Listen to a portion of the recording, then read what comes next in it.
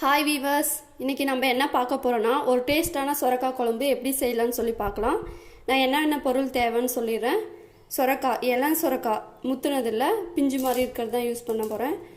தக்காளி, ஒரு தக்காளியை தான் அரிஞ்சு வச்சுருக்கேன்.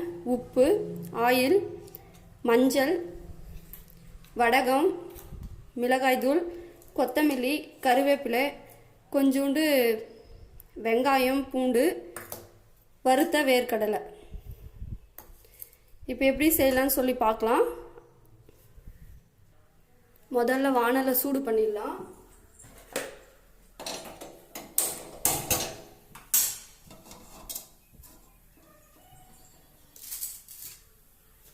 இப்போ அரிஞ்சு வச்சிருக்கிற சுரைக்காய் இதில் கொட்டிடலாம்.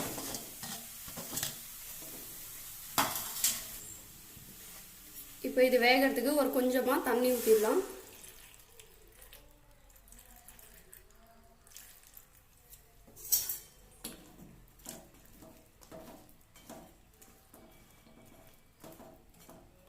சொரக்காயிலே ஆல்ரெடி தண்ணி இருக்கும், அதனால் கொஞ்சமாக ஊற்றிக்கலாம். போதும். நான் இது ஒரு 1/4 லிட்டர் அளவு ஊற்றிருக்கேன்.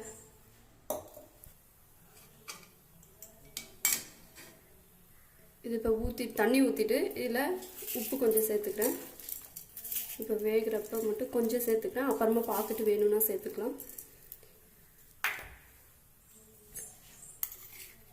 மிளகாத்தூள் கொஞ்சம் சேர்த்துக்கிறேன், காரம் பார்த்துட்டு போட்டுப்போம்.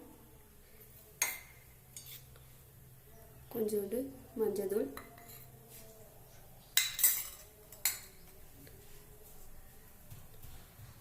இதுலேயே தக்காளியும் கொட்டிடலாம். கொட்டிட்டு நல்லா கலந்து விட்டுடலாம்.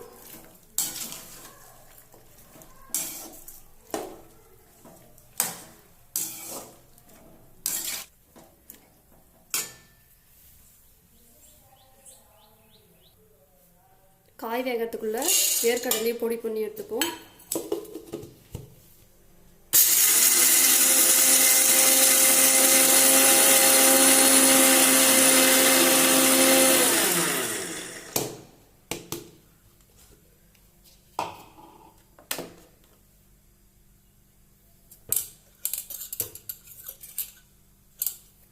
நல்லா இந்த அளவுக்கு பண்ணி எடுத்துக்கலாம்.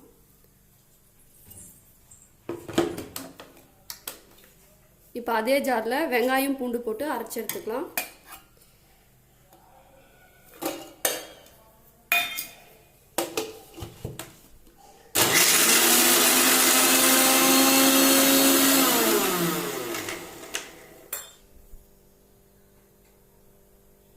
இதையும் நம்ம வேற பாத்திரத்தில் மாற்றிக்கலாம். காய் ஒரு பாதி அளவுக்கு மேலே வேகட்டும்.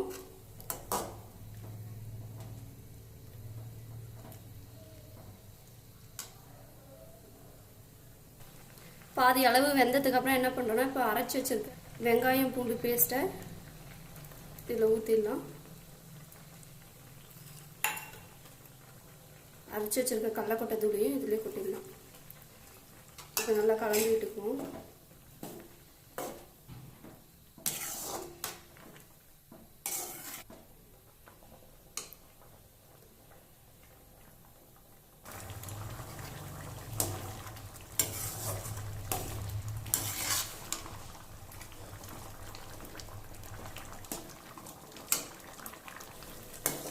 இப்போ பார்த்தீங்கன்னா நம்ம ஊற்றின தண்ணியெல்லாம் கொதிச்சு சுண்டிடுச்சு. உங்களுக்கு இல்லை இன்னும் கொஞ்சம் திக்னஸாக வேணும், கெட்டியாக தான் வேணும்னா இன்னும் கொஞ்சம் நேரம் நீங்கள் சூடு பண்ணலாம். எனக்கு இந்த அளவே போதும். இப்போ என்ன பண்ணுறோன்னா, பொடுசாக நறுக்கி வச்சுருக்கிற கொத்தமல்லி இலையை இதில் போட்டுடலாம்.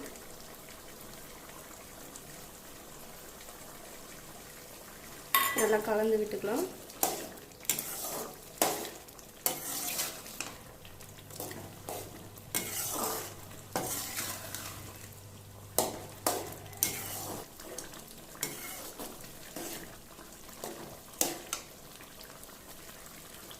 கலந்து விட்டுட்டு ஆஃப் பண்ணிடுவோம்.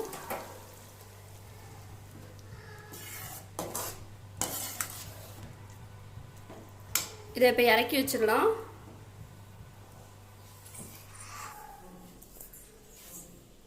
மீண்டும் அடுப்பில் வானல் வச்சு சூடு பண்ணிப்போம்.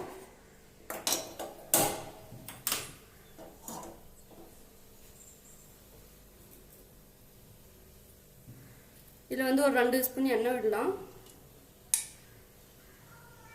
சின்ன ஸ்பூன்றதுனால நான் ஒரு 4 ஸ்பூன் விடுறேன்.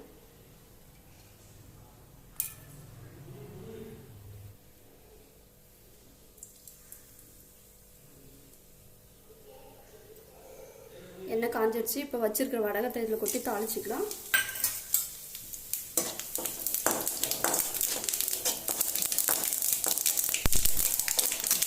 வச்சிருக்கிற கருவேப்பிலையும் உருவி போட்டுக்குவோம்.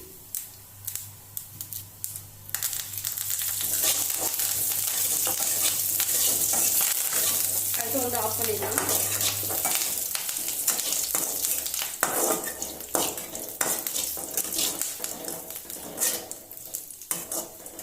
இப்போ இந்த தாளிப்பு வடகத்தை நம்ம செஞ்சு வச்சிருக்கிற குழம்புல சேர்த்துக்குவோம்.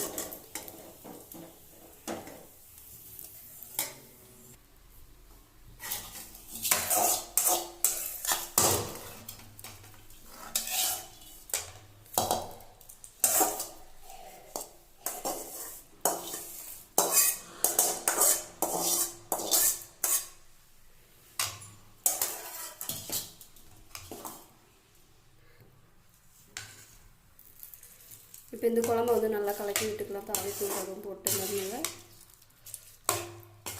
இதை வந்து நம்ம வேறு பாத்திரத்துக்கு இப்போ மாற்றிக்கலாம். இப்போ வந்து சுவையான சுரைக்காய் குழம்பு தயாராகிடுச்சு. நீங்களும் வீட்டில் இந்த மாதிரி சுரைக்காய் குழம்பு ட்ரை பண்ணி பாருங்கள். கண்டிப்பாக உங்களுக்கு பிடிக்கும். டேஸ்ட்டும் நல்லாயிருக்கு. உங்களுக்கு இந்த வீடியோ பிடிச்சிருந்தால் லைக் பண்ணுங்கள், ஷேர் பண்ணுங்கள், உங்கள் கருத்துக்களை கமெண்ட் பண்ணுங்கள். இந்த சேனலை சப்ஸ்கிரைப் பண்ணுங்கள். மறக்காமல் பக்கத்தில் இருக்கிற பெல் பட்டனை கிளிக் பண்ணிவிடுங்க. தேங்க்ஸ் ஃபார் வாட்சிங்.